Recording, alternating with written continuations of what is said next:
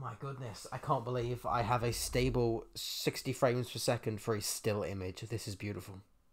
Oh, perfect. I'm testing the limits of my computer graphomerator. Mm-hmm. It goes beyond. Anyway, Temeraire. Yes. It's one of those old-fashioned books I've heard about that they don't exist anymore. Yeah. I've heard it's made out of trees. How about that? Wow. Good old days, the good old days when people didn't feel bad for destroying the environment. I miss them. I miss those days. Yes.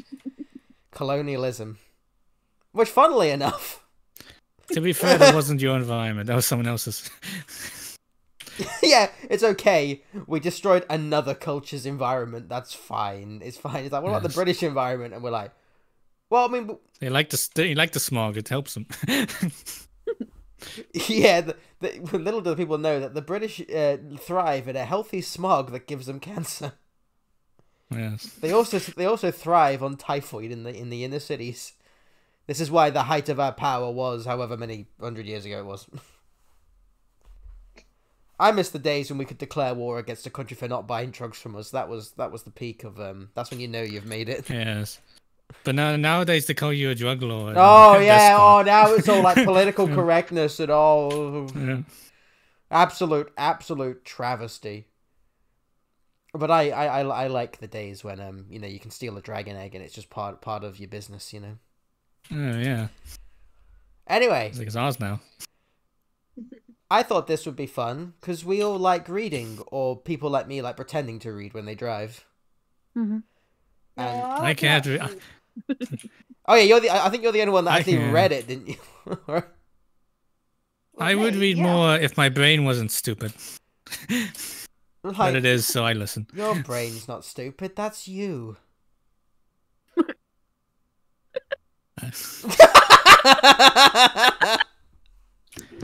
I don't remember doing that. Oh, are you okay there, Shammy? Well, Good. This is good energy. we're getting it. This is the start. Shammy, she's very tired. She's very tired. I can tell.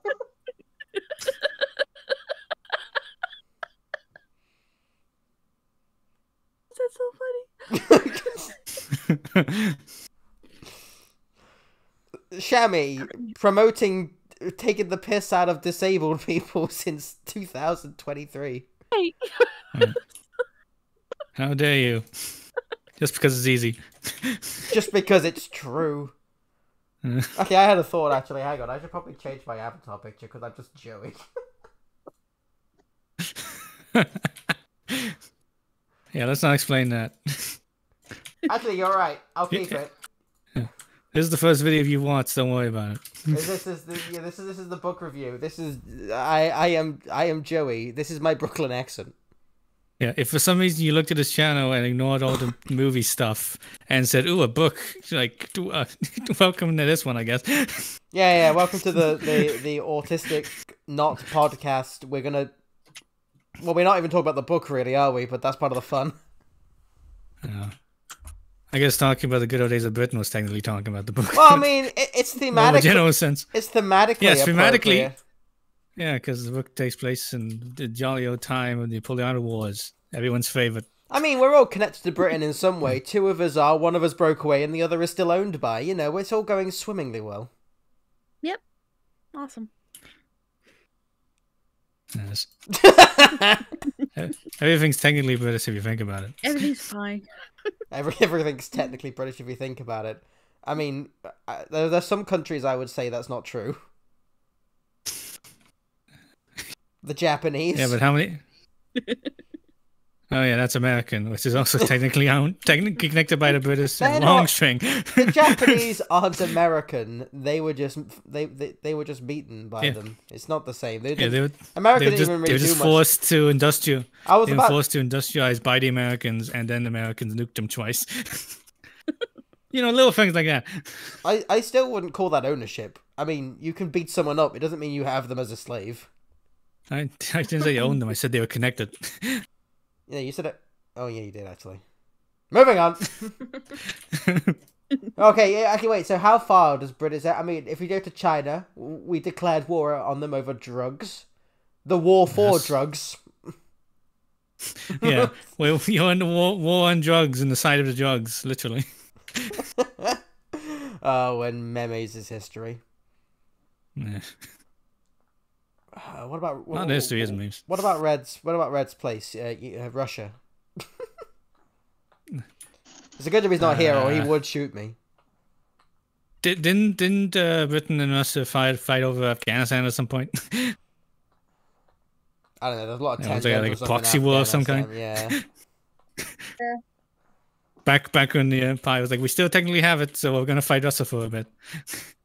And it was easy because of Russia. I mean, you don't need an excuse to fight Russia, really. You just need to. To sign a form. Are you doing this for profit, ethics, or fun? Yes. Oh. And it's like all of the above. And it's just like everyone takes all of the above. And then Russia, we are a superpower, gets beaten by Ukraine near enough. Oh no. They saw through our lies. Didn't we believe those lies? Oh no, we saw through our own lies. But we can't say it. like Putin going like, I can't believe I believed myself. Yeah. Oh, what a fucking idiot.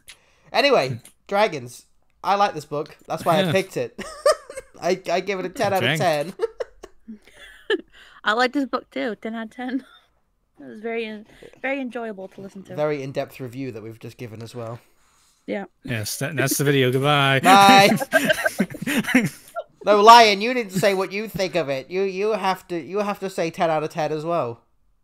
It's got dragons in it. It's a dragon out of 6. I'm very impressed. Laura, how many eggs would you give this out of a dozen? Well, I wouldn't give 10 out of 10, only because you can always improve. Well, there's 12 in a dozen, so, 10 out of 12 is still good. Fair enough. See, you can't argue with my logic when there isn't any. That's the... No, I gave up trying to argue with you at work. I mean, I usually just sort of took the piss out of the situation, really, and they hired me. I don't know how the hell that happened. I am what we call that's because I recommended you to help. I'm what we call a professional. PERFU, professional. Anyway, let's actually talk about the book. Because that's why we've... God, this is the stupidest book club ever. No, this is the best book club ever. Nobody wants to talk about a fucking Lion. book. Everyone just wants to have an excuse to chat about nothing. That's why I did this. The book was the selling point. Also, actual thing, Temeraire fucking think it's an amazing book series. I mean, I think 10 out of 10 might be a bit generous, but I'm actually genuinely thinking I can't find any faults with the book as far as, like, the plot. I mean, if we're going, like, if we just go by order of the story, I mean, I think it has a great opening. Like, with it basically just starting near the end of a battle. I mean, you don't really get much of an action scene. Really at all. No, it's just like the end of it, which is it's very engaging because it's just like the aftermath of a battle, and it's just like draws you immediately in. It's like, ooh, what's happening here? It's cool on the historical. I would say, because it acts like it's completely like historical, and then the Dragonade happens, and you're like, oh, look at that. And it's like reading it for the first time, it like draws you into, like you said, how interesting his world is, as well as setting up the fact that it's Napoleonic War, so there's a fight happening. Yeah. I mean, I just that's probably you talk. Well, I would say you're better talking to me. God. I would say listening to it, that opening chapter, how the narrator does it, like that really drew me into the story. But trying to read the first chapter, like in book form, I had a hard time just getting through the first couple pages. That's because it's English and you're American. We've established this. Exactly. But no, it's not. Yeah. I think I said I have a theory why that is. Yeah, well, there were a few grammatical errors and there were some awkward sentences that I guess the writer in me, I was rewriting them, and then I started focusing on more the grammar rather than what was happening in the actual story. Books and And their I just pesky couldn't, grammar. and I just couldn't, get into it. And then, Balo, you were like, I'm halfway through. Lines, like, I'm halfway through. Lala's getting into it, and then you guys are done with it, and I'm still struggling. I'm like, dang, come on. But then once I got the audiobook, I couldn't stop listening to it.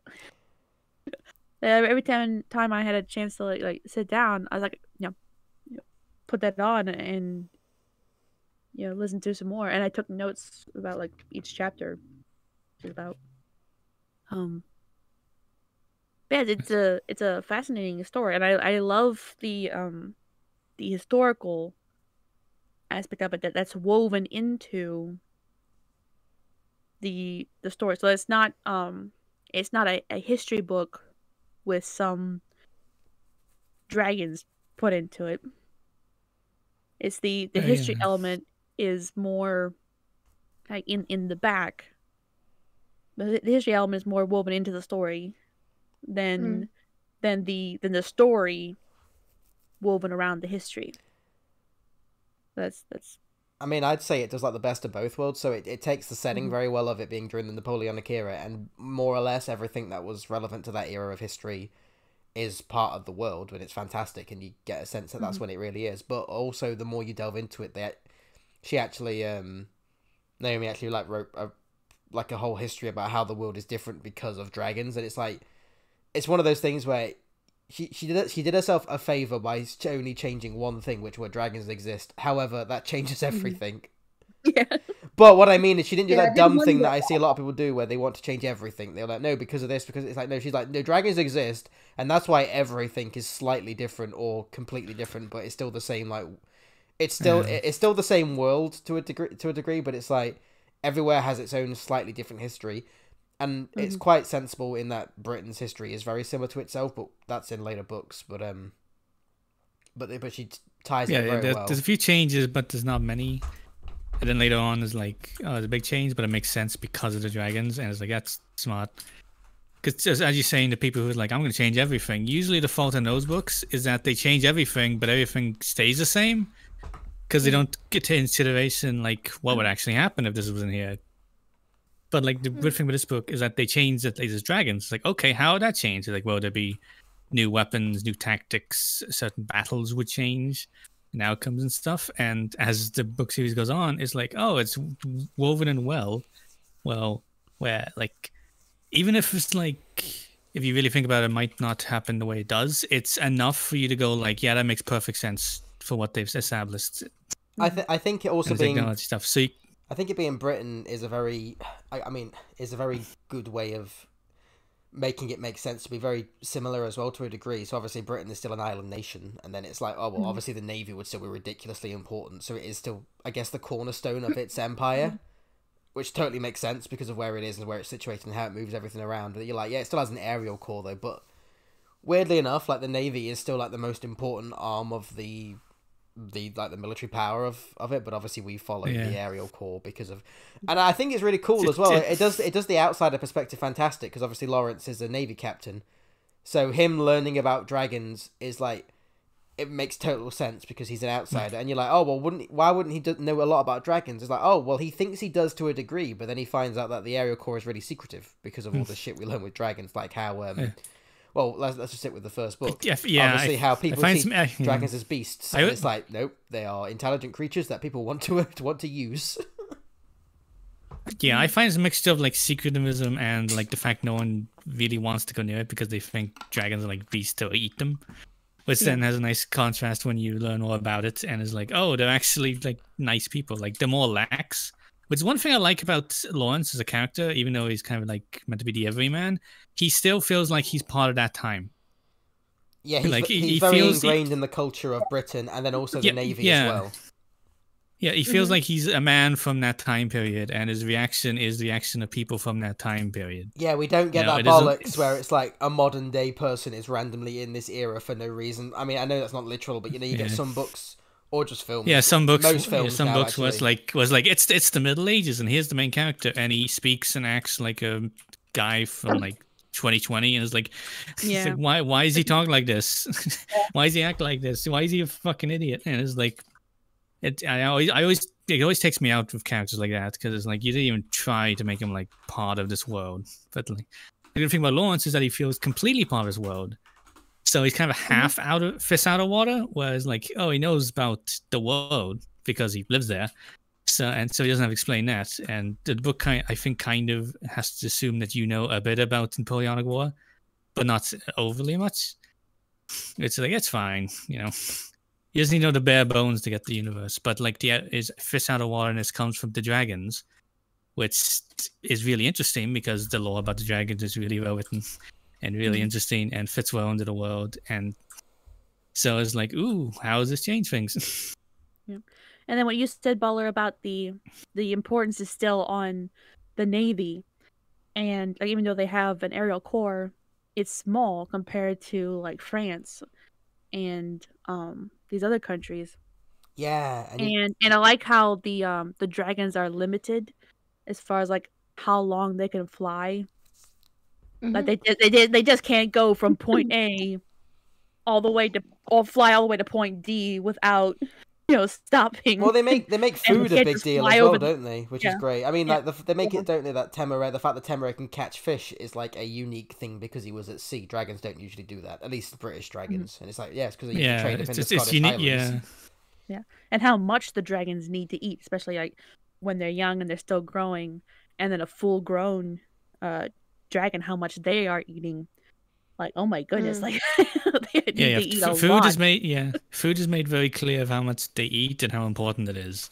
So it's a nice additive resource for the plot. Whereas like, how are we going to get food? Yeah, it's like a well-realized and transport them. Yeah, and it's like, we're going to transport them all. We're going to have food somehow, and it's like, how do you come up with that?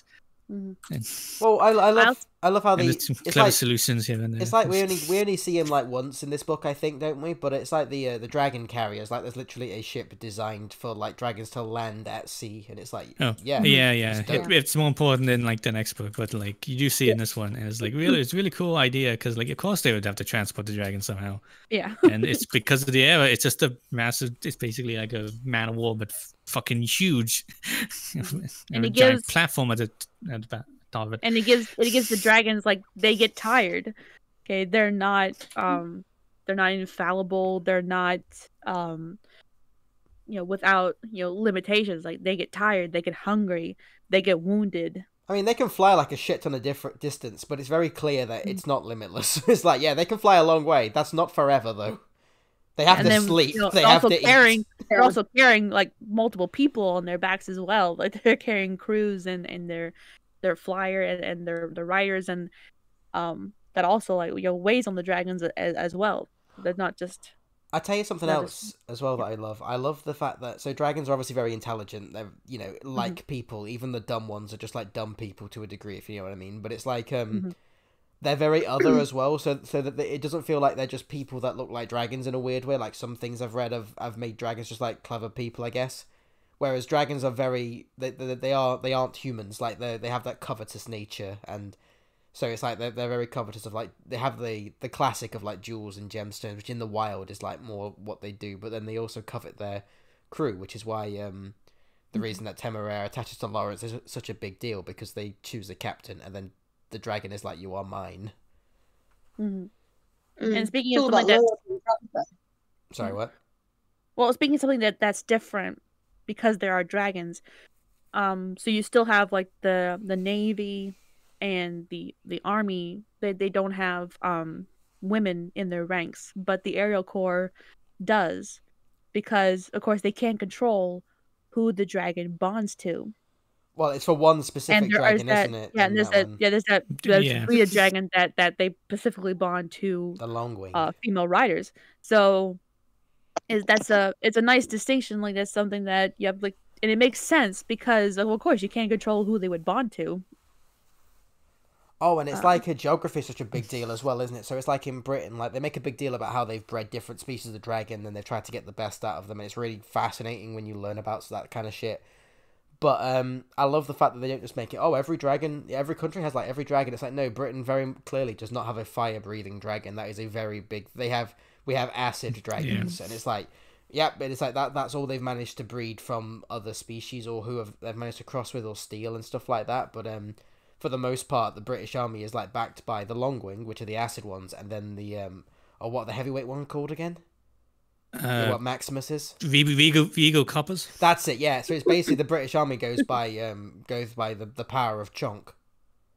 Yeah, they have a small core, but they're like big. So it's like just big weight for an enemy. And they have some middle class weights, but they're more like they're just the odd like support dragon. But for the most part, it's Longwings and Regal Carpus, isn't it? That's like the backbone of the of their aerial core, which is.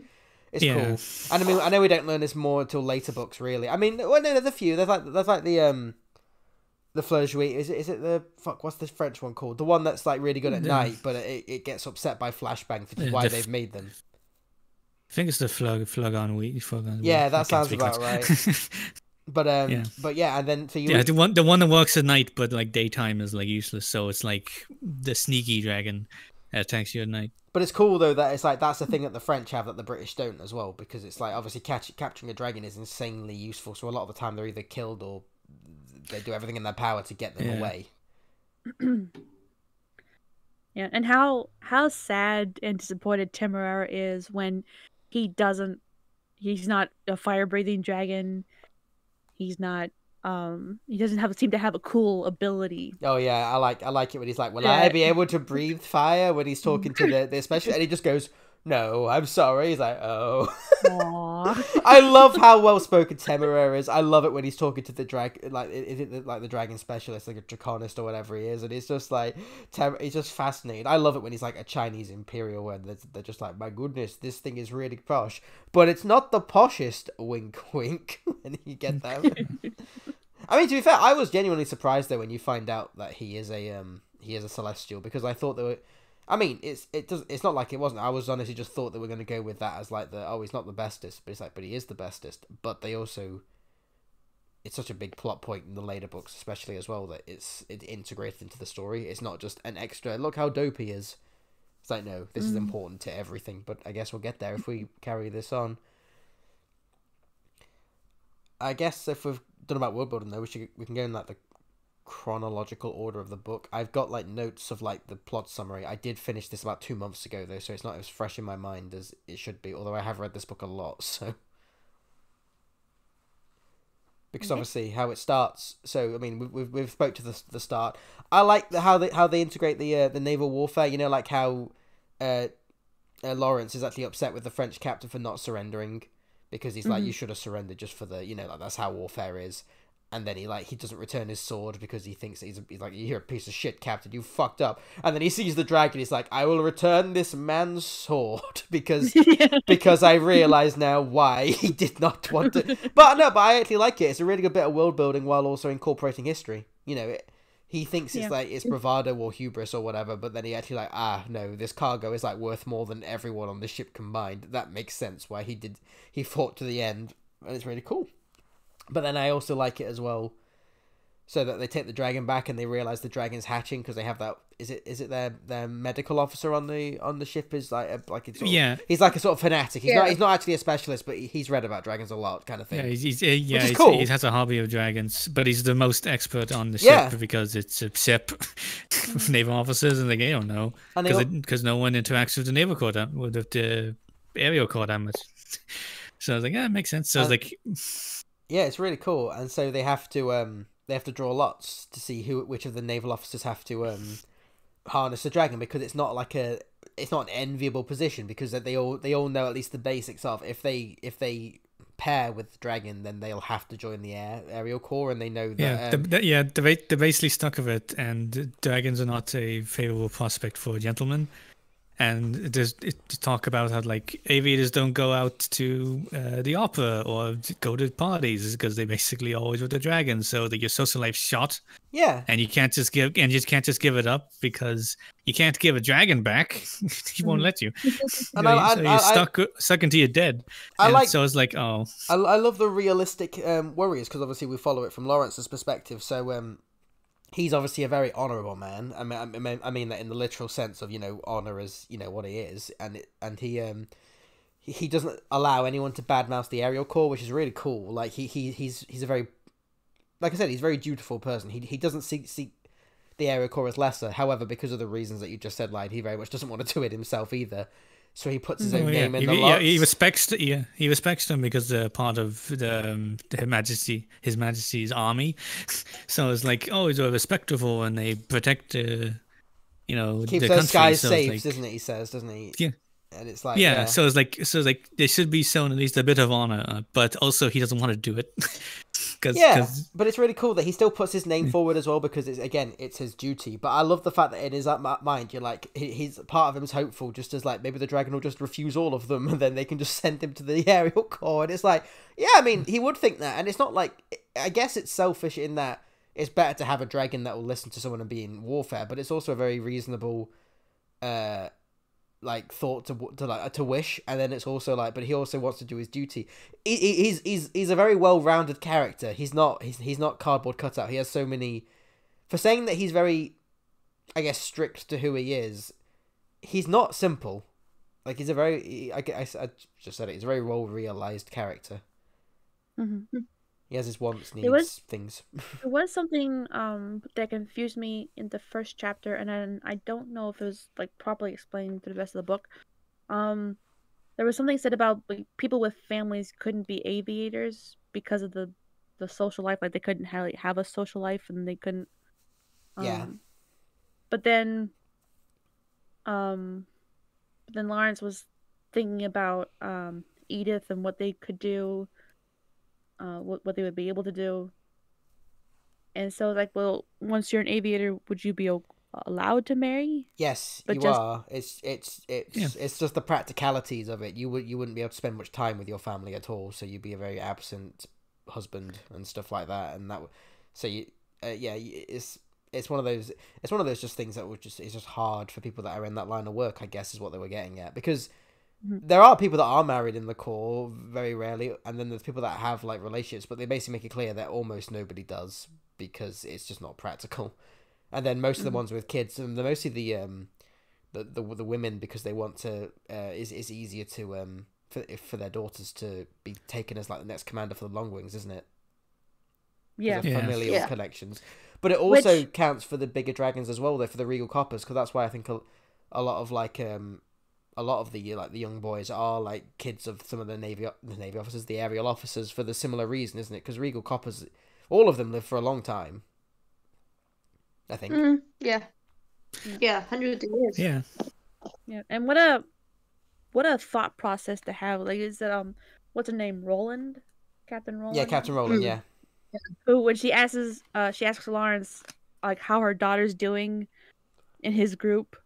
And if this life is, if she is suited for this life, because she needs to know. Oh yeah, it's really practical right now, so she can have another daughter if she needs to go have another child. Well, it's like a two thing. She obviously cares about her daughter, so she's obviously thinking the practicalities of, well, if she's not suited to this line of work, then I need to have another kid because of this, and then also I also don't want to leave my kid in this line of work as well if I could get them something, because you're still like the daughter of an officer, like she could still probably find her like a fairly decent marriage.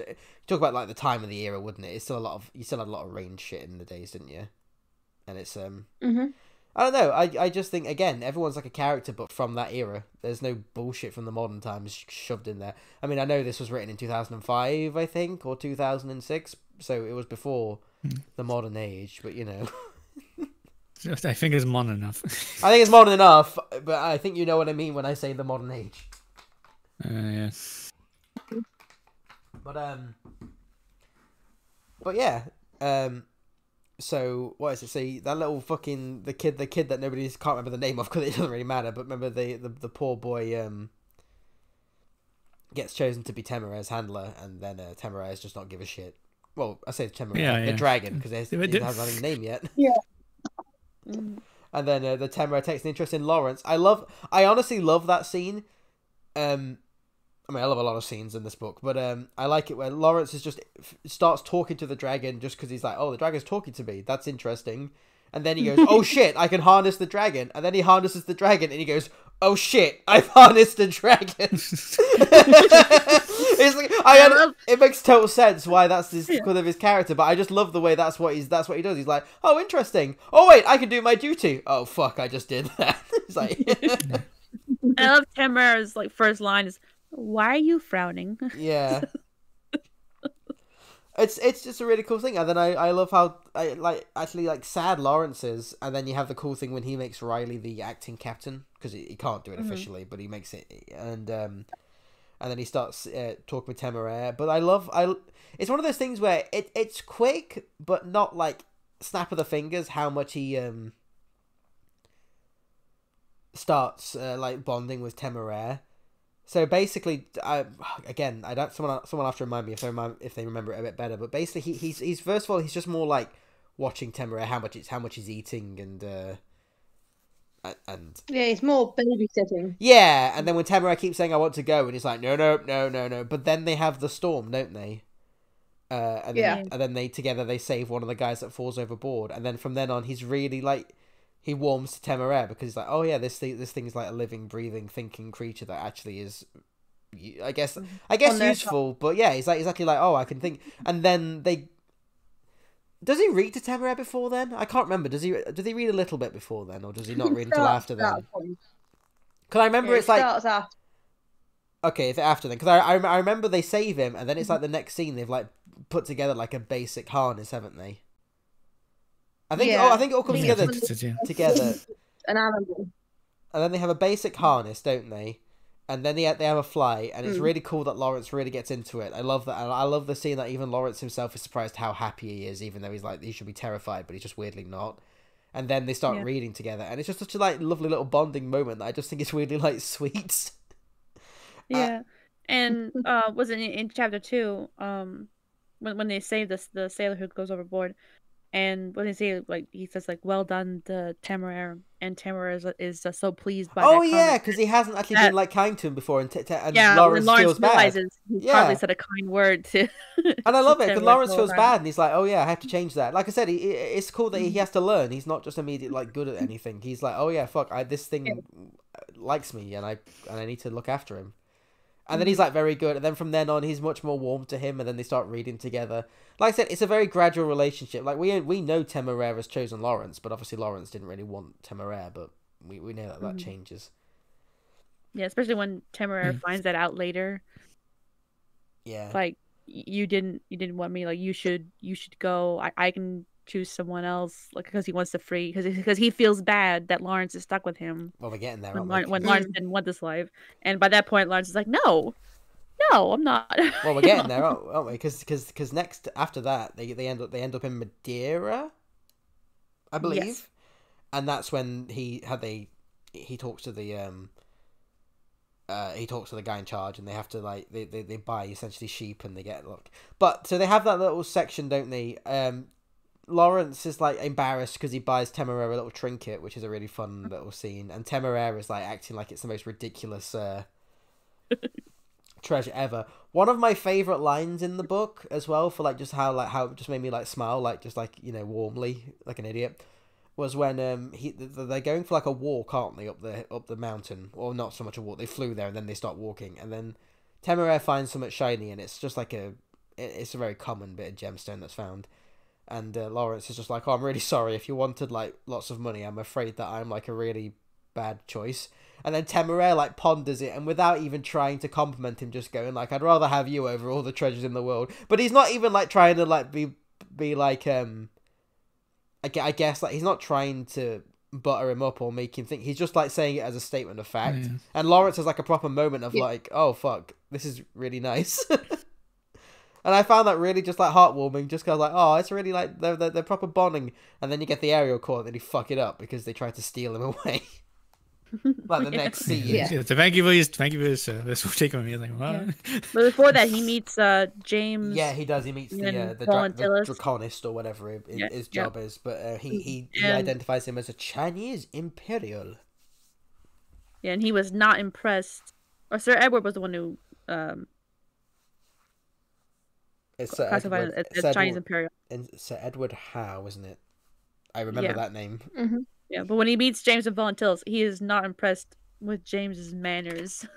Oh At yeah, all. James. Yeah. Oh yeah, because he meets James and is it Volantis, his little dragon? Is that right? Yeah, Volunteers, and I love that little dragon. James is very like because they're on like they do the messages, right? They do the mail and Yeah. and so they're James is very used to, all right, getting up on the go, growing, we've rested, now we're gonna go, and he's just very like, I've only got so much time to do something. So I love it. Would he you doesn't- would he you like doesn't do a tea? lot Do you of, have like- coffee? I need coffee. I need to be awake. Coffee? And Lawrence is like, oh my goodness, yes, you can have coffee, my man. I actually like how quickly he adapts while also being himself. Like he's kind of like weirdly appalled by his manners, but then really quickly just goes, well, but this guy's obviously busy, and and it's obviously not how they do things in the aerial core. I it keeps going back to Lawrence's character. He is such a fascinating main character. I find him great because he never loses who he was. Like he doesn't just randomly suddenly change, but he adapts because, well, I guess because he has to. But he's in a very foreign world where everything's different, so it's not like he expects it to be the same. It just surprises him every time. Yeah. And then we were talking about, the differences between the Navy and the aerial corps, and we get James, he carries word of Lawrence and Temeraire to Gibraltar, and then Captain Portland and Lieutenant Day show up, and their whole attitude, especially Lieutenant Day, is just like this dragon, like imprinted on a Navy officer. Like we can't let that stand. We Oh yeah, there's that other really cool bit as well, isn't there, where that guy acts like a cunt to Temeraire, to Lawrence after Temeraire basically off screen tells him to sod off, and then he's like, the thing of it being a naval officer, and then Lawrence tries to duel for his honor, and then immediately they're like, there's no dueling in the corps, sir, we're too valuable. He goes, wait, I'm in the corps, and he's like, yes, you are now. Yep. But I like it as well. Again, we get a cool moment where Lawrence basically says, fine, if he can apologize to me, I'll let it go, and they all just thank fuck we can let this lie kind of thing, because they know that, because it's weird that they have the dual thing where they can't let it go. They know that, but this man's too valuable to allow somebody that insults him, that's not an officer, to be around. But then the fact that they get him to calm down, I don't know. Again, it's like they're all people in a world that makes sense. Again, I know, I shouldn't keep saying it, but it's such a refreshing thing nowadays. Mm-hmm. And he had that. It's very important, like in chapter 3, because chapter 1, Temeraire chose Lawrence. Yeah. Lawrence didn't choose him, and it's chapter 3 when Lieutenant Days is he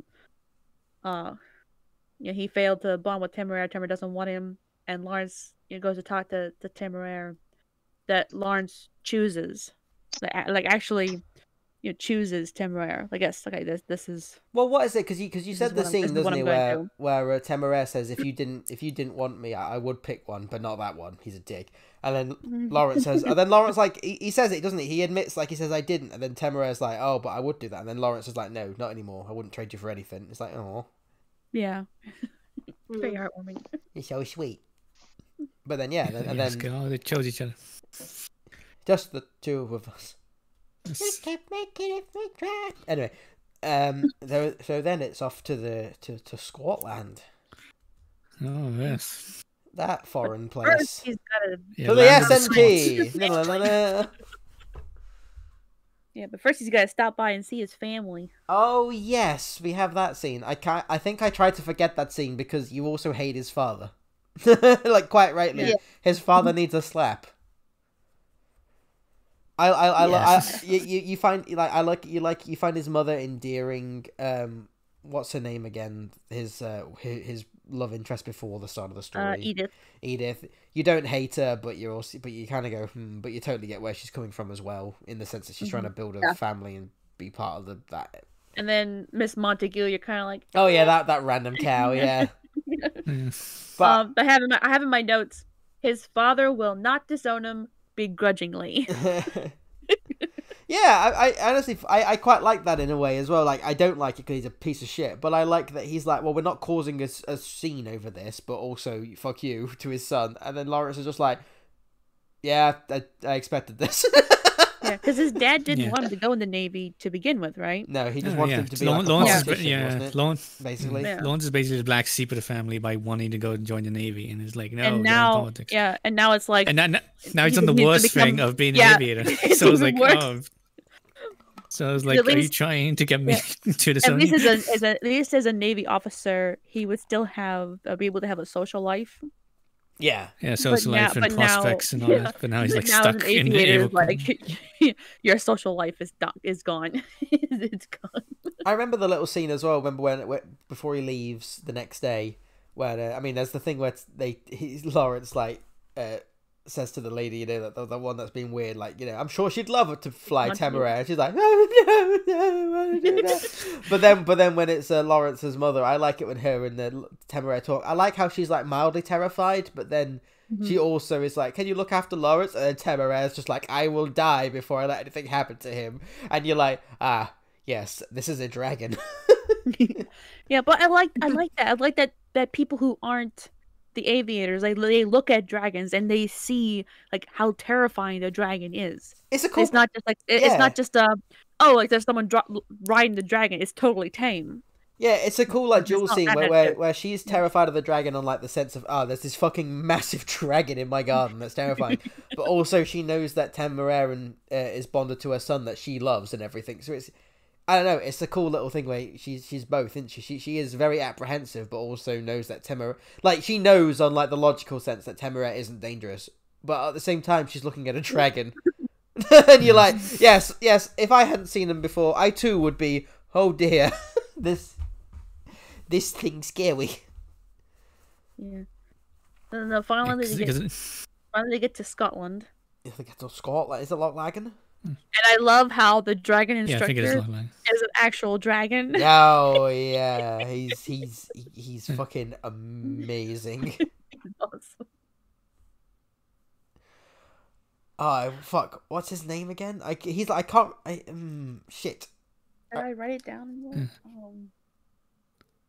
I don't know, a lot of those dragons have some kind of Latin nonsense. I I think they said in the book, it's like most people just call them Latin nonsense. It's like, to sound impressive. Or like I said, we have sound impressive and like some of them are like, you know, lightweights, and they've got stuff like Maximilian or something, and we got Tilius or something, and it's like it's as big as like elephant, and it's like got this impressive name, and it's like Celeritas. So it's kind of I remember. It's Celeritas. That's yes.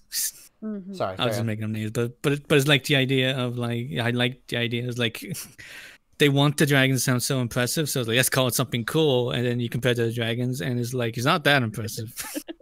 Well, it's like it's like I said, like Maximus is the one, but then you've also got like Victoriaris, the one that they save, you know, the one that's injured, but we'll get there in a bit. But they're all these things. But then I love it when they meet his other like part of the fly squad. She's like, I called my dragon Lily, and I like it when she's very like defensive of the name, and then Lawrence is just like, you know, the reason I called Temeraire is I didn't know what the fuck I was doing, and she was like, oh, me too.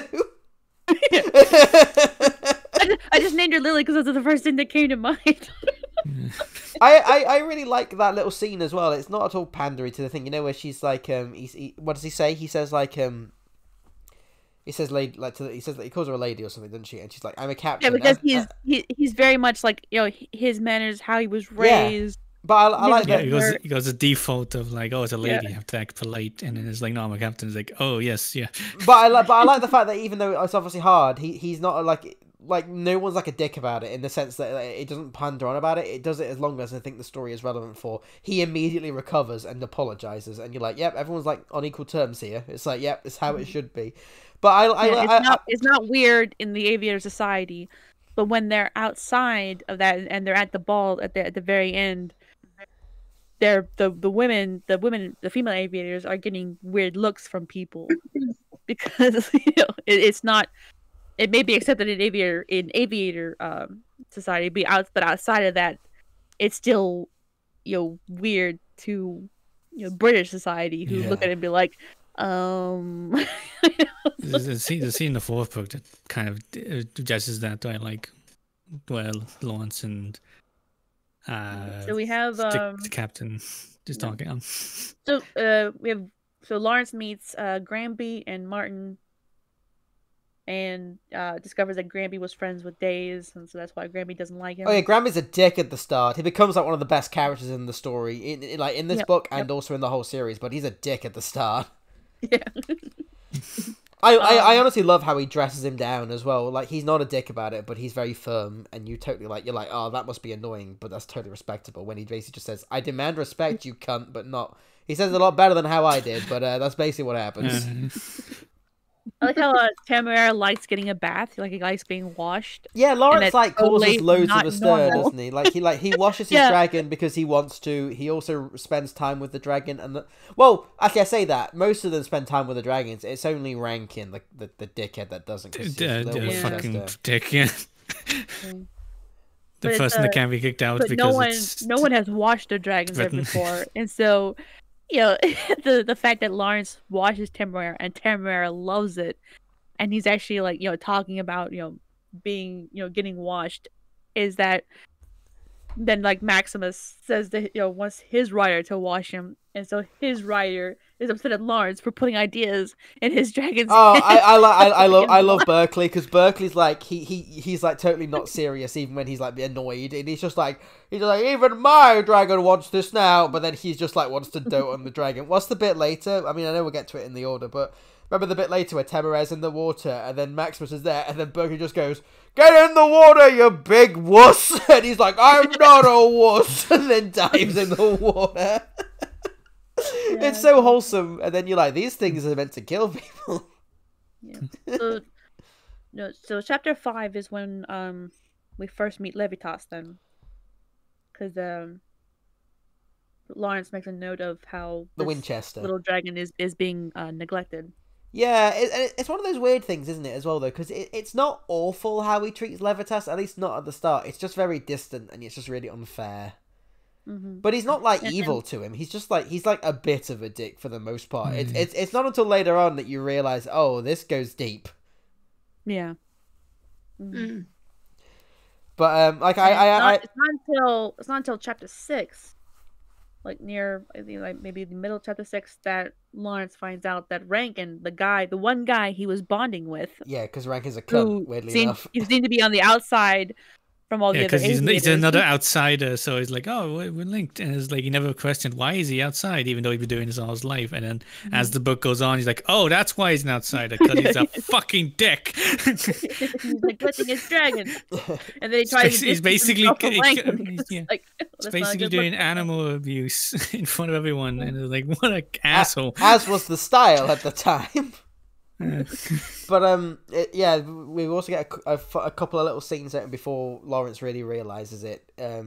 So when they go to, is it Edinburgh they go to, when he goes just to get his money, he buys Temeraire like a cool, like he buys like a mini breastplate kind of thing, and it's really like Temeraire's taken aback by it when he gets it. He's like impressed as fuck. But also Lawrence realizes how much money he has, and he's like, what the fuck, I'm like a millionaire. But he's like, yes, you have your prize of the ship, your pay, and also Temeraire's weight. Temeraire's like value is all of the money, and he's like, oh my god. Say, oh my god, I'm rich. Well, yeah, because literally he's like, well, fuck it, Temeraire earned this money, he can have a shiny thing. Yeah. I like as well, like, Rankin's not an idiot, like, he's awful, but I like the fact that Rankin is just like, but, if Temeraire's upset, because Temeraire's a bit upset that he's not the big boy, isn't he, at this point? He's like, he's like, buy him a trinket, and it's like, even though that we know Rankin's a dick at this point, he's not wrong. Like, it does make Temeraire feel happy. Mm-hmm. Yeah, he still knows what he's talking about. He's just in the neglectful asshole. yeah, well, that's what I mean. It's kind of funny. He's not evil. Yeah.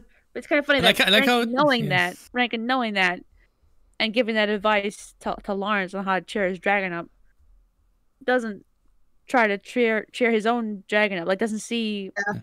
Well, it says a lot, doesn't it? That we obviously hear that, like, whenever Levitas is obviously really miserable, Rankin will spend like fuck all money on the tiniest trinket to make him cheerful, and then neglect the fuck out of him, and it's like that's obviously his mindset. Yeah. Yeah, and they explain like why he's have the mindset is like, well, his mother insisted that he not be in the Corps when he was 7, so he never hang out with aviators, and that's why he thinks of dragons the way everyone else thinks of dragons, as stupid beasts that you need to control, and that's why he's addicted, abuses dragon. And it's like, oh.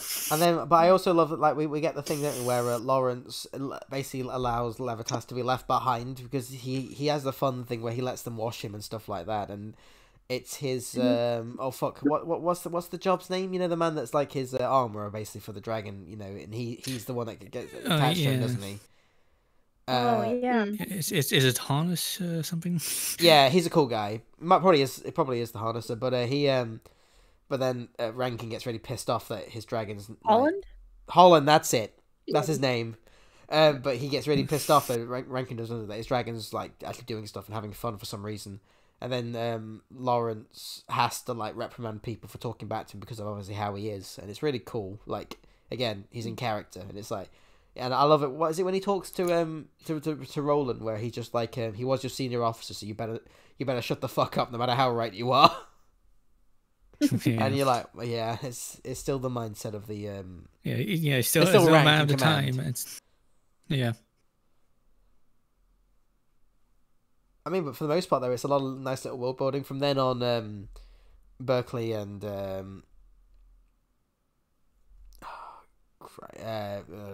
Harcourt, it's Catherine, isn't it?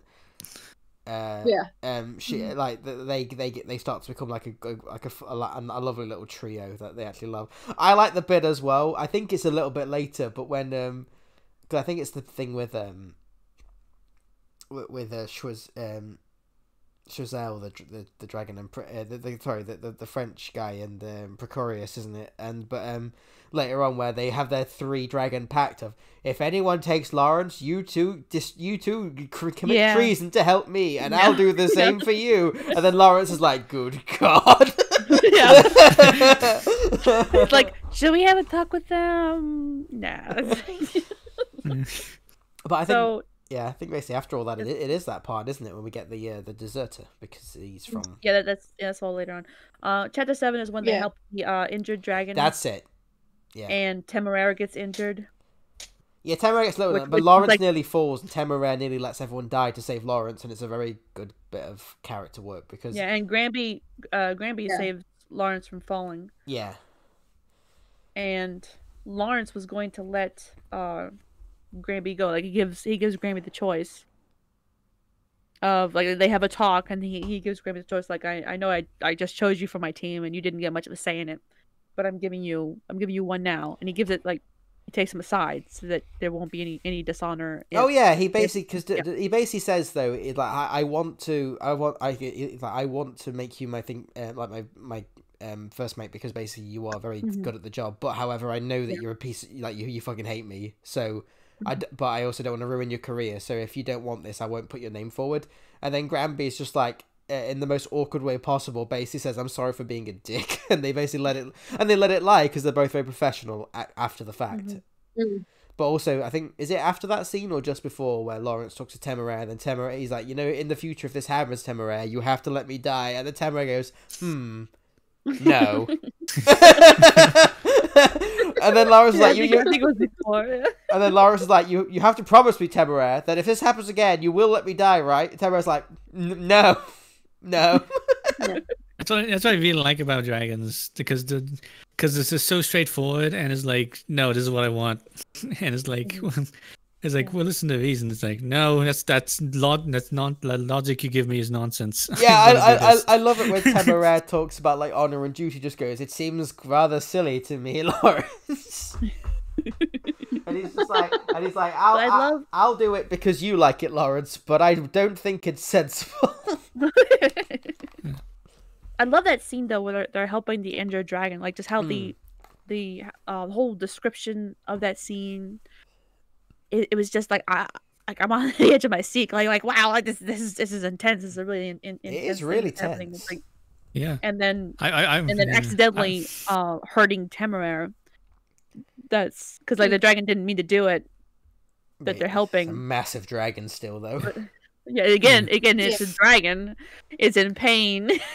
You know, Again, though, but I think it goes to the fact that you don't need war action scenes to make an interesting story. I mean, we do get that at the end of the story, but it's only one fight scene when it's like, you know, the rest of it is logistical stuff, isn't it? And that is just one thing that happens. It's an accident, more or less. Yeah. Oh, no, we get 2 fight scenes, sorry. But... Yeah. And this is where Temeraire, and it's after that the Temeraire and Marcus join, or Maximus, sorry, that join Lily's squad. Yeah. They went on that before. Yeah. And Temeraire's really bored because he hates the maneuvers because he wants to be interesting. So this is really boring, Lawrence. Lawrence like, but we have to learn flying procedure. I'd rather be cool. And it's like, Temeraire, please. Is it Chazelle? I've already said his name and I've already fucking forgotten what it is. But, Shazwa? Yeah. Shazwa? I think he's the one. He comes up next though, doesn't he? Well, it's so chapter 8. The dragons go swimming. Yeah. Rankin wants Lawrence to not interfere. Yeah. The dragon, so the dragon instructor has to talk to Lawrence about, you can't interfere in this. Which, I was listening to that, I was like, oh, come on, though. Like, couldn't the dragon say something? Like, it was like, hey, stop neglecting your dragon. So it's a bit frustrating because I think it's like the first chapter where you start to get a sense that it's not just these aviators, just men with their dragons. There's also politics involved as well, because there's because the whole point about him, how Rankin became a writer is because it's a family thing. Yeah, because again, it's George in England, so stuff like, his father's like a lord, so of course he has to. Wasn't it like a weirdly specific, like every third son from that family becomes like an aviator or something like that? So it's nepotism, which was common in George in England. So it's like, taking what the world did and explaining why he's even allowed in this fucking place. Damn you, the British! It's like, we all fucking hate him, but we can't kick him out because. He basically is friends in court. Wasn't it? Literally, but he has that sentiment. Isn't it a fascinating thing where the trainer dragon, whose name that I keep sporadically fucking forgetting and remembering, but whatever, isn't like Rankin like his first hand as like great grandson or something? But he's just like, yes, but I wasn't gonna have that little shit. So that's the thing. It was like, he's connected to the family, but he's a cunt, so I wasn't gonna take him. So that's why he has. But then you also get that weird thing because of his attachment to his master, that the reason he allowed him to have a dragon, which was probably unwise, was because of that sort of familial thing that he thought he should, and then now he regrets it because of how he treats, Volataris and that. But it's really, again.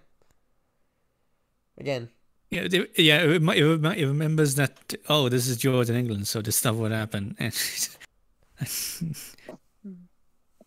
it is in chapter 8 when Shazwar and his dragon show up, and right away when I saw them, I was like, is he gonna be a traitor?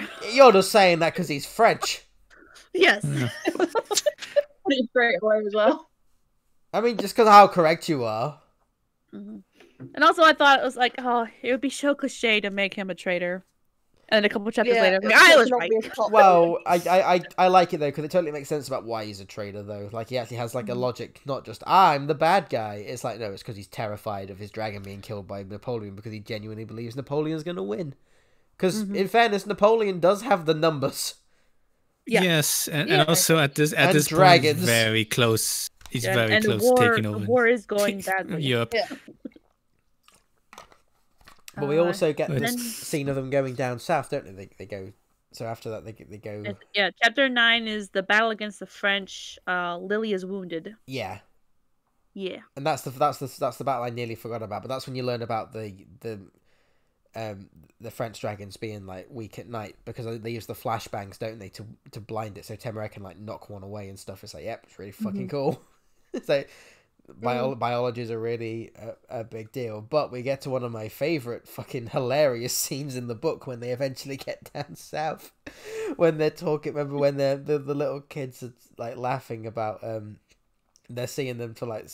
Well, Temeraire's just like, why are the boys so happy about going into town? And then Laura's like, oh, well, they want a companionship. Oh, you mean a horse? I love that line. So, and then Laura's just like, oh my goodness, Temeraire, you can't just spring that on me, my chap. And then Temeraire's just like, would you like a horse? So funny as shit. Like, who's been talking to you about this? Yeah, it's just like, and then Laura's just like, oh my god, my heart. It's like my face. I find it so fucking funny. Just how like Laura's just like, that's very improper, and then Temeraire's just like, I wouldn't mind, Lawrence. You can also understand that Temeraire doesn't really understand. Yeah, exactly. Like, he doesn't. It's just so fucking funny. Just that whole interaction I think is the funniest scene in the book. It's just that he literally goes, "Oh, you mean horse?" Like so like nonchalant, and then Lawrence is just like, "Oh my goodness, this is conversation we're not meant to be having, Temeraire, my lad." It's so funny. But I adore that scene. It makes me laugh so much. But then he meets he meets Jane, doesn't he? Is that chapter 10? I just have in chapter 10. I have delivering messages and Roland kisses Lawrence. That's all my notes for chapter 10. Yeah, that's Jane. Yeah. That's when they get together, don't they? And that's when you were talking earlier. She has the scene about like, have you thought about having kids? And then Laura's like, well, she goes like, maybe you could. He goes, what about Catherine? She's pretty enough. And then Lawrence is like, I can't do this. My heart, it can't take this scene. She goes, I would, but I'm too busy. And he's just like, good God. I can't handle this. He's definitely not used to, especially like a woman being that straightforward and like, you know, she's just totally practical. She's not thinking about, you know, feelings or anything. It's just like totally practical. Just like, you know, you gonna do it? No? Okay. I just think it's really just funny. It's one of those things, although, but it's really funny, but it's very like, it is realistic as well, so it totally makes sense why everyone's saying it. I just love how casual she is, and Lawrence is like having an internal crisis. I think he might have a heart attack. It's just... Yeah, you're reading this like, man, this guy's just fucking heart's gonna explode. Yeah, I wasn't sure what to make of her character at first. Like the first, like, you know, introductory to her, I was like, I'm not too sure what to think of her. Kind of like too, yeah. And then like a little later on, I'm like, oh, okay, yeah, she's an interesting character. I mean, she's more like she's there for like I guess a bit of world building, but she also has like a personal thing for Lawrence as well because of they thought that they become lovers, don't they? Basically. As like a yeah. But the important thing as well outside is that we learn that Temeraire wants to have a concert. He wants to see a concert. Yeah. That's very important to the story. And I love it when I love it when Lawrence is like considering it, like maybe we should do this, and then he's like, I'm sure we can hire them, and then people are like, do you think people would like be there for dragons? And Lawrence is like, I mean, if we paid them, people will do anything for money. Like again, you have one of the few scenes where Lawrence is purely just pragmatic as well. He just goes, "I'm pretty sure with enough money we could do this." I love it later. I mean, I know we're jumping ahead again, but I love the scene at the end when they're all they get their concert and they're like terrified, but then as it goes on, they're actually happy to have like the most captivated audience they've ever had because the dragons are fascinated. So they end up just being like, they're like, these dragons are legit. They're really cool patrons to have because they're like when Lily's like, how does the instruments work? So chapter 11. Choiseul the traitor. Dun dun dun. Supposed to retrieve Temeraire's egg, not knowing that it had already hatched. So he tries to steal Lily instead. Yeah. Yeah. It's a tense little scene. It's very straightforward. They basically he tries to steal Lily by threatening Catherine, they stop him. They then in Precursorus, I think is the dragon's name. They essentially tame him by having Choiseul like locked up. It's a very straightforward section. It's very mechanically sound, but there's not really much to it outside of just the mechanics of that's what happens. As far as like I mean, obviously, Catherine's shook up because she ends up using Choiseul as kind of like a very comforting figure, doesn't she, for like the drama with Lily when Lily's hurt and not nearly dies, but she's very injured, isn't she? She needs a lot of attention. Yeah. Well, I guess like she in theory could die, but as the audience, she's not because it's you know what I mean. It's one of those scenes. But yeah, and it's interesting when they actually have the interrogation. It's bizarre though, isn't it, that he refuses any interrogation, but then Catherine's like, "I'm here," and he's like, "Oh no, the woman! I can't do this again. I'll tell you everything I know. Just make the woman leave." It's like, and then Laura's like, "Okay, okay," and then he tells him everything.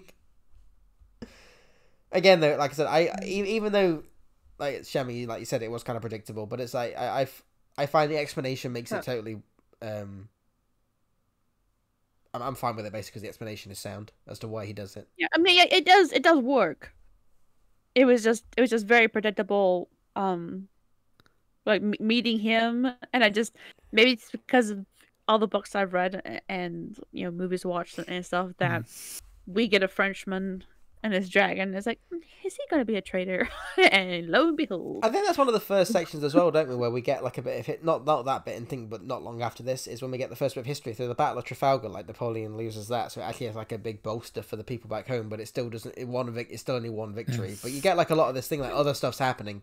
It's not just these characters. There's like a war going on. It also shows there's more change about the world than just the dragons. Because Nelson lives, so I was like, oh, he's around. Yes, it's the Napoleon's death more things recorded. can change. Everyone's celebrating, and then they offer shelter for Chaswar's dragon. They're not gonna execute the dragon. Not gonna blame him for what. I think Choiseul basically says like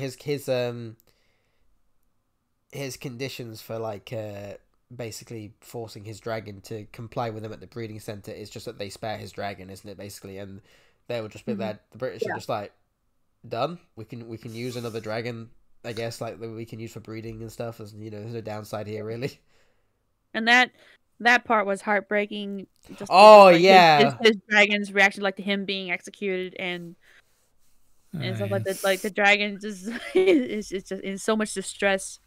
Like they all are, aren't they? As well, like Temeraire's really upset as well because of Temeraire's him imagining really shook up with it. He's like imagining if it was Lawrence, he's like traumatized just from like the And so Lawrence, Berkeley, and Harcourt take their dragons, away to the clearing, and that's when the three dragons scheme to rescue the riders if anything. Yeah, we'll commit treason if anything happens. And Lawrence and the others watching like, But I think it's not long after that, is it? When that's when Rankin comes back with well, it's the sad bit. Chapter. The sad bit with Levitas. It's the next chapter. Rankin returns wounded. That's where they find out Napoleon is going to use his dragons to transport troops, and Levitas is dying. Yeah, and like Rankin's done his job. So as far as Rankin's concerned, he's done his job. But then obviously and it's not even the fact that the Levitas being mortally wounded is inherently evil kind of thing. Because like Lawrence doesn't consider that because it's like he's done his duty. He just considers Rankin's attitude the awful part of that, doesn't he? Yeah, like Rankin is in the tavern drinking. I honestly I love the bit when he just goes because so Holland's with the dragon, like, and obviously the poor fucking dragon just wants his captain there because that's how dragons are. And I love it when Lawrence fucking knocks him off his seat, drags him up. He just goes, "Captain Rankin wants to say his goodbyes," and they're all just like, "Very good," because they all think he's a piece of shit and no one cares. And then afterwards, when poor fucking Levitas dies, I love it when he goes. So Lawrence, what's happened? And he just goes, "Sir, I will accept any punishment about Rankin." He goes, "I don't give a shit about the retard. I'm talking about his dragon." I love that scene so much. It really endears you to the aerial core, doesn't it? When even though like the higher ups are just like, I don't give a shit about that retard. He can go fuck himself. What about the poor dragon? And you're like, these guys are okay. Yeah. Yeah, but it's a big chapter because Rankin's wounded, Levitas dies. They get a lot of Holland information. takes care of Levitas's remains, and then Is it in that chapter where they find out about another Winchester being hatched, and then Lawrence is just like, "You will not give it to Rankin, I swear to Christ." And then I think so. Yeah. and he puts Holland's name forward. It's Temeraire. really cool. Yeah, they get Temeraire into their battle gear. The French dragons come into sight, and then they have the battle trying to take out the French transport. Collins gets killed. It's a very long scene, isn't it? It's a very cool battle, but there's not really much to talk about. You get the really cool things like well, not cool. It's like awful, but it's like war is hell kind of thing. So Lily's acid fucks up another dragon. You see the captain kill the dragon on the French's side, and you're like, yeah, this is fucked up. But it is war, I guess, isn't it? It's one of those kind of. I like it as well. Like it doesn't make It's one of those stories that doesn't make war glorious. It just makes it what it is. Yeah. And it doesn't Really make strategic. it doesn't make the French evil.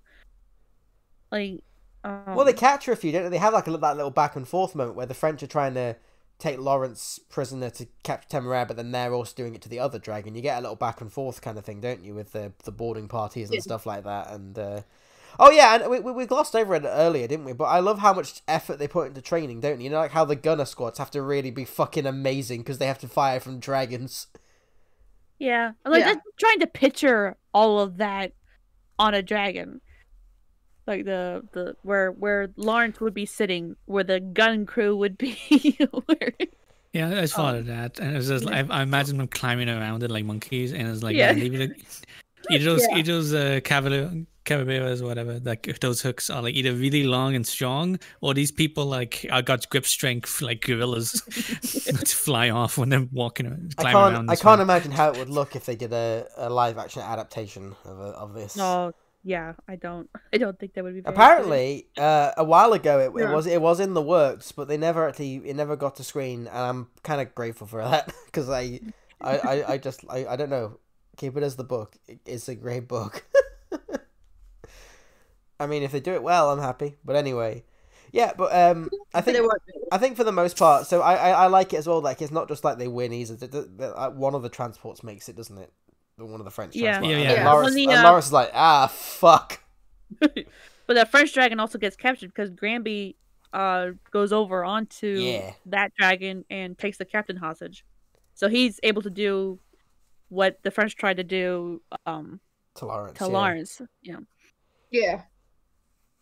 And there's a lot, like I said, it's just there's a lot happening, but I like it's like they do win, but it's like a desperate victory, isn't it? And in the end, they only kind of win because of I guess Temeraire's Deus Ex Machina moment. But like I said, it's all set up. Yeah. So like we had the whole thing at the start of like, oh, he could be a Celestial, but he's not.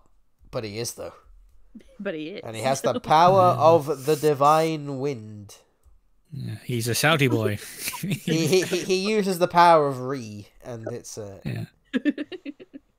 I like how everyone was like shocked, and everyone was like, "What the fuck was that?" when it happens. It's probably because they didn't know, and also like no one really knows Chinese dragons because they don't interact with them because the Chinese are covetous of the dragons. And also which just like ties into the distance next as book. well. I honestly love it when Temeraire does that. He's like, Lawrence, did I do that? And then Lawrence is like, maybe. He's so wholesome. Yeah. But yeah, they win. They fuck shit up, but it's like, again, I like how they turn over the ships and everything. It's like a really big moment, but they don't do like a whole like, and then everyone was happy forever. It's like a bit of reverence when they're like, oh shit. I mean, it happens more in the second book, doesn't it, Lion, where they have that moment. But again, it's not the ship is like, oh no. It's not like an Ura Marines moment. It's just a very practical of, oh thank fuck we win. Jesus Christ, that was insane. But then they have the after party and everyone's happy, and they have the I don't think I'm missing anything, are they? We have the ball at the end. Yeah, there's the ball that the aviators are at. We meet Miss Montague again. Oh yeah, when she tries to have a jab at Lawrence, and Lawrence could not care less. Yeah, because it's like she's the one who informs Lawrence that Edith's married. Well, she tries to, So but his she's mum, not- his mother managed to tell him he already beforehand. knew. But yeah, Yeah. but I like that even in general though, like Lawrence is because obviously it's internal monologue. We know he's not lying. Even he's like not actually sad. He's more just like he's not happy about it, but it doesn't bother him anymore. Yeah, Mm-hmm. and he comes up with a proper good jab, but I can't remember what it is. But like he really annoys her. He's really great. Yeah.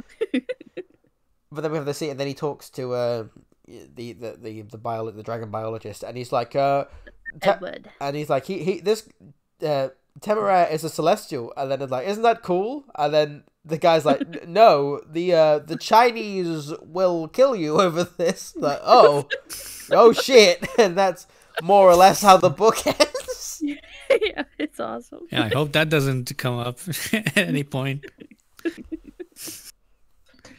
Meanwhile, next book. Oh, it came up.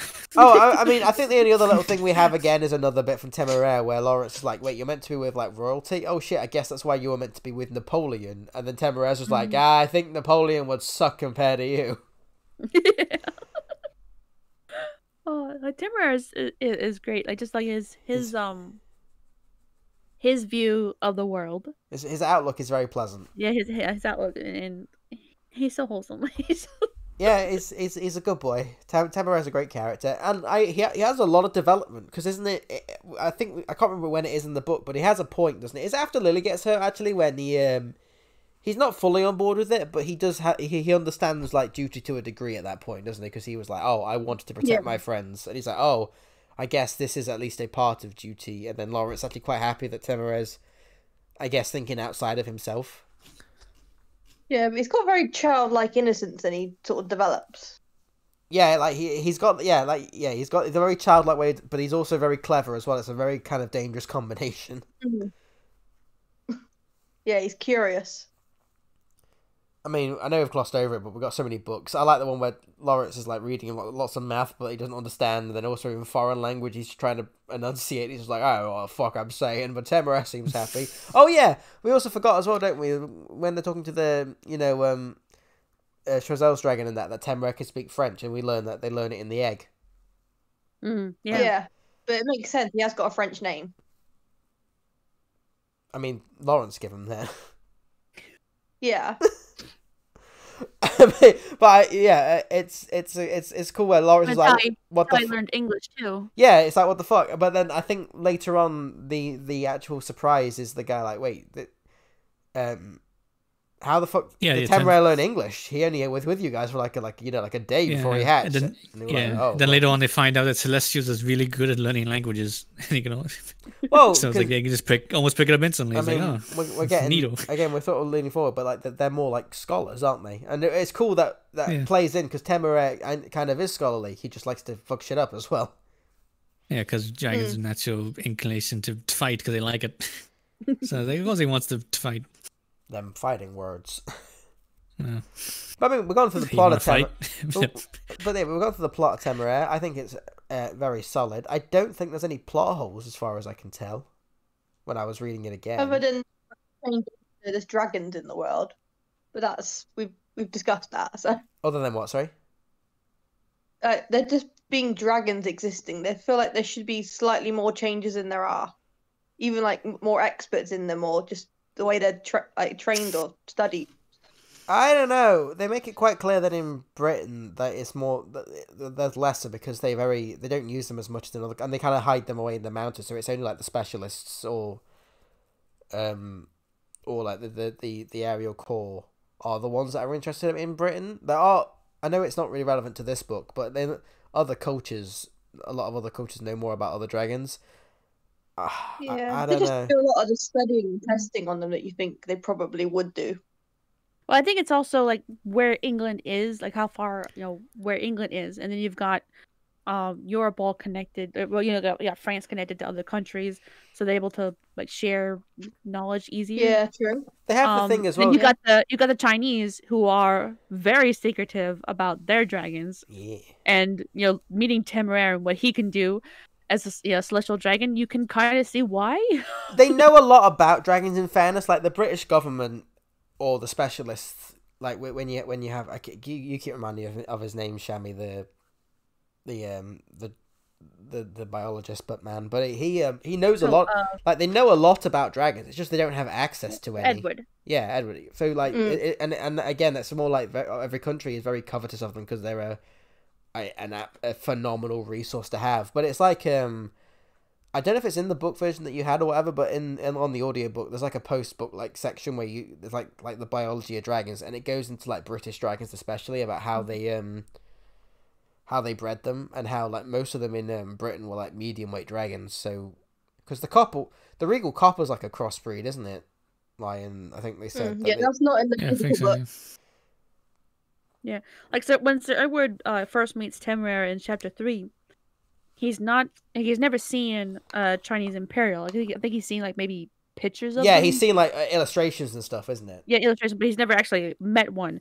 So he's looking at Temeraire, and Temeraire is not even like full grown, not even like halfway grown at this point, and he's like, he might be a Chinese Imperial. I'm leaning more towards Chinese Imperial. I think he's very certain he is a Chinese Imperial, because in his mind he's either a Chinese Imperial or a Celestial, and it's because he has the 5 like finned wings, isn't it? Because he has I think that's like the trait, but he's like, and then he's like, so he could be a Celestial. And he's like, don't be silly. They'd never let a Celestial go. And then later on, he's like, wait, actually he is. And he's like, why didn't you know? He's like, well, he didn't grow up into, he didn't have the frills and shit then. He was still a small boy. Yeah. But I think that's it. I think I think I might be a bit over. I think it might not be definitely a Chinese Imperial, but he's like only one of like 3 or 4 species of dragons, and they're all Chinese, aren't they? Was the thing anyway. Yeah. Mm-hmm. And that was the point. But I think he was very certain he was a Chinese Imperial because of the wing patterns. But again, you're right. It's just because of his illustrations. It's not like he'd seen one before. Yeah, because Temeraire was 3 weeks old in chapter 3 when he meets Sir Edward. So hadn't finished, not even halfway, growing. But so, like I said, but I think they have a lot of academic knowledge of dragons around the world, because I can't remember the name of the speech of the dragons, but it's like they know a lot about shit. Where do they go in the 3rd book line to get the dragon? Istanbul, so Ottomans, I think. That's it. But they know about their fire-breathing dragons just from because they've interacted with them and stuff like that. But they don't. But they don't have their one. allies basically. So they fought beside them, so they know they exist, but they can't get close to them. And they talk about one as well. Is it from them when he talks about when Lawrence fought in the sea battle, and then they used those dragons, didn't they? And that's like a historic battle that they used. Yeah. I think it was like the Battle of Egypt, which I think is a important battle. They used or something like that to battle the Nile. They basically used them, and he's just seeing they breathed on sips and everything with a light, and it's like, oh, glad they're on our side. Yeah, I actually like that scene as well, because I keep saying that, but because everyone has a moment of oh yeah, because the most terrifying thing at sea, or one of the most terrifying things, is your ship catching fire. Because ironically, you can't do shit about that, even though you're on the ocean. Yeah. And as far as how much people know about dragons, they do show the difference between the Navy, how the Navy views the Aerial Corps, how the Aerial Corps views the Navy. Lawrence, he knew some stuff about dragons, but what he knew was not from having actually interacted with any Aerial Corps, but from having either seen them from a distance or having heard accounts from other people. I mean, I think the thing is, as well as this, Karen. Well, there's Gibbs on his ship, the ship that Lawrence has. Gibbs, is he a doctor? Yeah. And he wasn't always on the Navy ship, right? He was transferred, so he knows a little bit about dragons, and he's also trying to guess, because he looks at the egg and he doesn't know.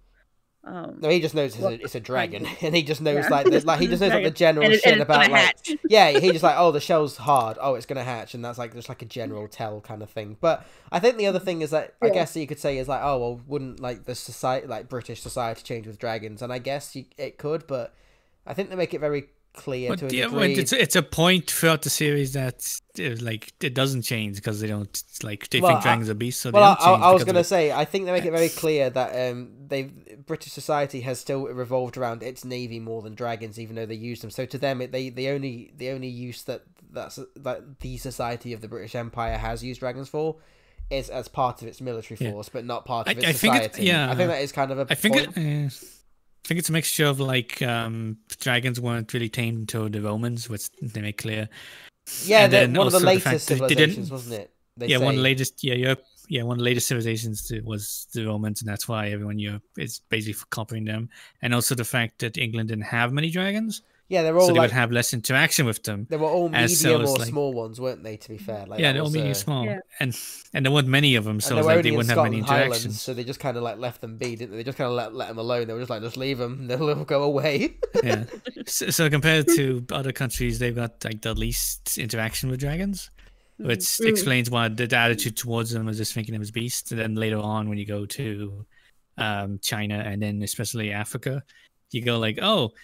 Like countries that have more interaction with them treats them differently, and I think it's like the British, like the British society. They know that the dragons and the aerial corps are important as far as like the war effort, but I think Britain's had to work at it because I think all their important dragons, like the Longwing and the Regal Copper, have both been crossbreeds. Like they've had to make them as useful because they're just not naturally. They're just not Britain, like the climate of Britain doesn't naturally. I think they make a point as well. I know it's in that post thing that wasn't in the book, unfortunately. Well, it was in the book, but it's not in the physical copy, or at least the edition. I don't know how the editions are different, to be fair. But in the it is part of the main. It's not like an extra thing. It's part of the thing when you buy the audiobook. But like they make a big point that the fact that Britain is a cold climate means that like bigger dragons it's just not a thing. Like they need heat, so obviously.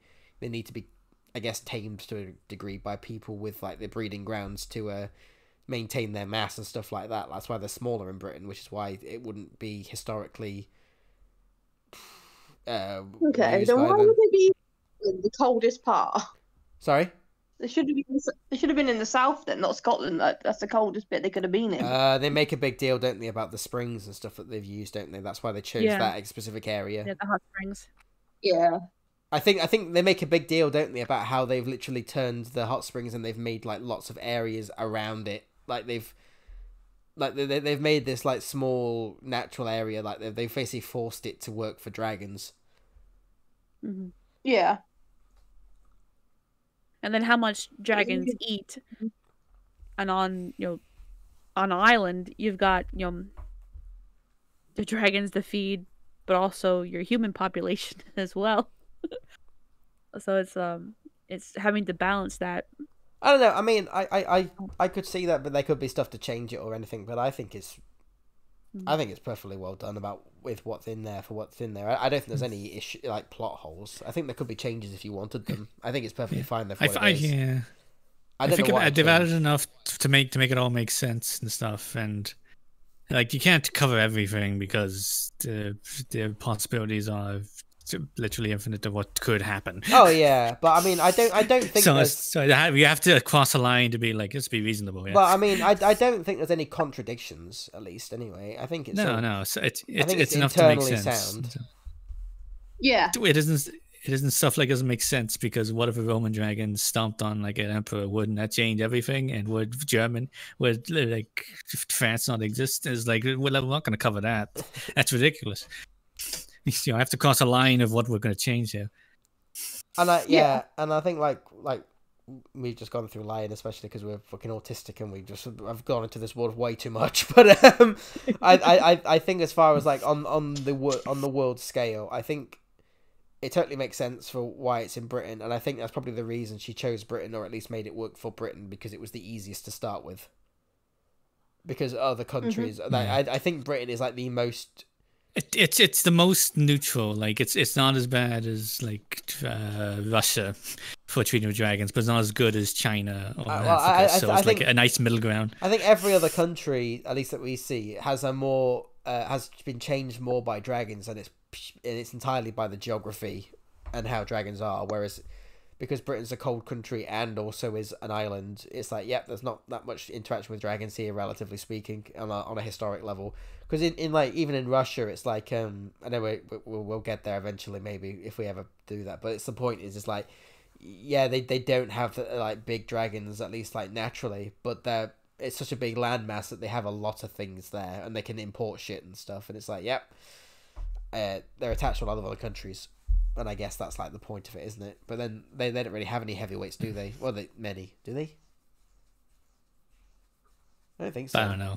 I can't really remember. I'd have to get there again. I haven't even read the Russia book once. I'm only halfway through book 5 at this point. Oh my goodness! Is So that Victory of Eagles? Yeah. I like that book. That's the one was like, oh no, because the thing happened. The thing, yeah. Yeah, the big thing, yeah. And then Temeraire is like, I'm gonna start my own company. He's like, okay. I'll do it myself. Yeah, it's kind of spoiled, but like when he fucks off, and I want to take up the dragons and basically make my own. I'm gonna do my own. I'll do it myself with blackjack and hookers. Gonna make my own company, and I'm gonna kick the fence. We want payment. Anyway, yeah. But anyway, yeah, I honestly can't think of any like plot hole issues with Temeraire. That's why I'm like, I think on my scale of how I judge stuff, I probably would give it a 10 out of 10 because I honestly see no issues with the book. Like, it's not like it's the best book ever written, probably. I just am like, I honestly can't see any like flaws on a mechanical scale. And I also love the story, and which is the more subjective part. But I genuinely I don't see any issues with it. I think it's really fucking well written. The writing is like just really tight. Yeah, I would say just judging the first book since I haven't read or listened to any other books. I'd say first book, 10 out of 10. I loved it. I love the characters. I love the build up, and as you said, like there's not. Even though there's a battle going on, we don't see a whole lot of that battle, and it makes sense because Temeraire is very young. Lawrence has no idea. You know, he's like going from being a Navy captain to an aviator, so he has to learn, and Temeraire has to learn, and then they have to learn formations and work as a team with other dragons. So there's all that training they have to do before they can actually go out into combat. That's why it's really stupid when people say like world building and politics are boring and you want to slap them. You're like, no, you're just retarded. I know it's pretty like that's like an end of a statement kind of thing there, but I'm just like, I fucking hate it when people are like, if there's no action, it's not exciting, and you're like, oh, please drink your milk and sit in the corner and kill yourself. Thank you. If we're gonna understand what they're talking about, I think they're thinking like when world building happens, it means the plot stops and they just talk about it like Lord of the Rings. It's like no, they can weave it into the story while it's happening. That's what good books do. And it makes it interesting. But it's easy just to top everything in one brush, right? My favourite movie is Avengers Endgame, because there's lots of fighting. There isn't. No, they're they talk and have emotions in that movie. I mean, I really enjoy Endgame, but it's a fucking terrible film. I find it fun. It's fucking stupid. Anyway, my enjoyment of the film was 100% emotional. I mean, we're going on a tangent, but Iron Man and Captain America stuff. You're like, yes, you're like, what about the mechanics of the movie? I'm like, it's stupid. I would call the movie a guilty pleasure because it's a fucking nonsense movie that doesn't make any sense. But goddamn, why was I crying at the end of that? But also on that note, my god, if they ever make Temeraire a movie, I would be terrified. Yeah, they would do it right. Please don't do this. Don't touch this. And it's like, what if Naomi wants money? I'm like, can she just write more books? I'll buy them. I did. I've just read Uprooted. It's a good book. It's not as good as Temeraire, but it's still good. I'd go to her house and just twist money for a mailbox. Come on. Naomi, please, you don't need the money. Just write more Temeraire. You said you might one day. You have left room. I have read all the books. I know you can do it. I believe. So Temeraire, book 1, His Hooray. Majesty's Dragon. Good book, well worth a read or a listen to the audiobook, which is very good. Yeah. Highly recommend everyone who listens to this to read it, listen to it. And we may have spoiled what's everything, next? but I still fine. recommend Just doing forget everything we said. You What'll didn't be see anything. What next book? What's Well, the next book? who's going next? Laura had a thing for a book she wanted us to read, and I agree with her because I've read that book and I think it's great. But I guess it depends who wants to go next. I picked this book, by the way. If it wasn't obvious when I was saying I love this book. It's my favorite book. So, Laura, what was your idea for the next book? Something I was recommended by a friend that works for me called The Spook's Apprentice. I think Asa knows what it is. I do. It was my childhood, one of my favorite books. Literally all I know is the name, and it's supposed to be good. Is basically it's so because I know the book series really well. It's basically it's fantasy and monsters. It's basically about a being very synopsis. There is these hunters called like spooks, and they like fight the dark, like as the all encompassing the dark, as in bad things that are kind of magical or beast like kind of thing. Like witches, vampires, that would all be classed as the dark, if that makes sense. And they are basically people who fight that, and they have special powers because they are sons of seventh sons, and that's like the basic premise. I would call it as a light horror for children, but it's not really horror. It just has like dark elements, like a lot of death and stuff like that. But it's not horrific. And I read it when I was like 13. I started to read it and I loved it. But it's definitely an all ages book, more geared for younger audiences. But I like it. It's very simplistic writing style, but I think it's very good. It's a very short read as well. We'll get through it really quick. I saw the film it was based on. Yeah, no, he didn't. No, there isn't one. No, it doesn't. There wasn't one. Who wrote it? Who wrote this? Joseph Delaney. Joseph Delaney. Sad face. He died last year. Oh, did he? Yeah, and I was very upset because he was still writing another series of books, 2 actually. So his last book is coming out this June actually, which I will be getting, but I am sad because I liked him. I don't. It's the 4th book in his. It's part of the Spooks book series. There are. So by the way, for the Wardstone Chronicles, which the Spooks Apprentice is the first of, there are 13 books in that series, and there is also a sequel series which is a trilogy, and there is a sequel series to that which this last one is the 4th book of, and I don't know if it was originally going to be the last one. It might end on a cliffhanger, and if it does, that'll be. It might end at all. Through it. Oh, they finished. No, it's been finished. I think it's one of those ones where he had nearly finished it, and his like. They just sort of helped him. They finished it with his notes. It's not like they've made anything up. They knew how it was going to end, but it's like they've had to go through his notes to finish to finally. But I mean, this book might not have been the last book. Kind of, it might. So no. But I'm still looking forward to that. But it's kind of sad knowing that it's the last one, because he's a good writer. Mm-hmm. But yeah, Spooks Apprentice, I think that would be a cool read if everyone agrees. It also gives me the bonus of me already owning it. Eventually we'll have to pick a book you haven't already read. We can't do that.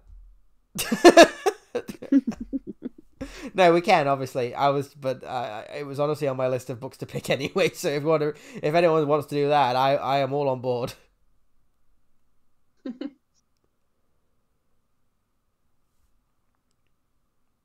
Well, so about it's funny. Like a day or two after you asked me if I wanted to, if we wanted to do this, Oh yeah, like half a year ago, yeah.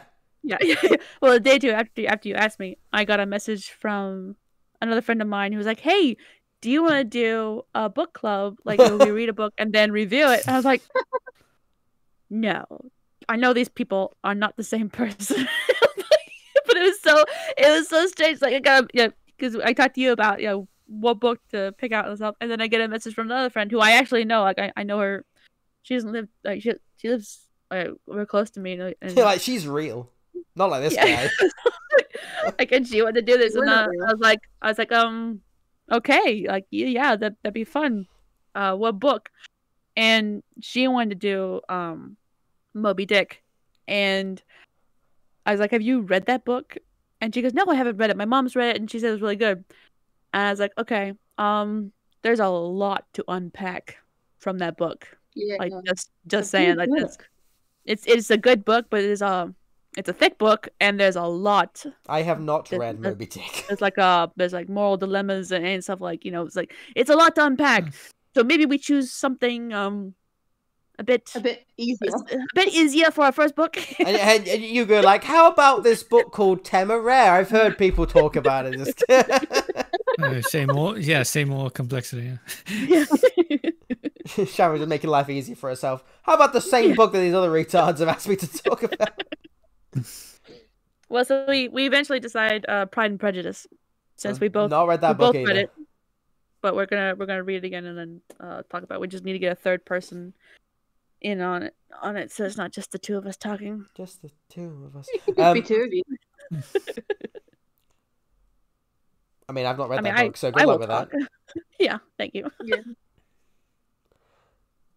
I mean, I'm not against reading any book except for the ones that we've already vetoed. I mean, we were like, no, we're not reading that. So if anyone says 50 Shades of Grey, you have to fuck off. Yeah, I'm dyslexic and I spot the spelling errors in that fucking book. Wait, there's spelling of any kind? I thought it was colored swatches. What's that big? What is hilarious about that book is it started out as a Twilight fan fiction. It's all good things do. You know it's quality. They would try he's like, you know what would make this better? Hardcore sex. Has anyone seen? What's his name? Who's the guy that voices the parrot in Aladdin? Which version? Yeah, the real one. The one that exists, not the other one. Let me Google it. I know who you're talking about, but my mind with names. Aladdin. Gilbert Godfrey. That's it. Have you seen that when they fucking got him to read a chapter of 50 Shades of Grey? It's some of the funniest shit. I highly recommend people YouTube it. It was really funny. I mean, it was awful because didn't he die last year? Again, everyone fucking died last year, but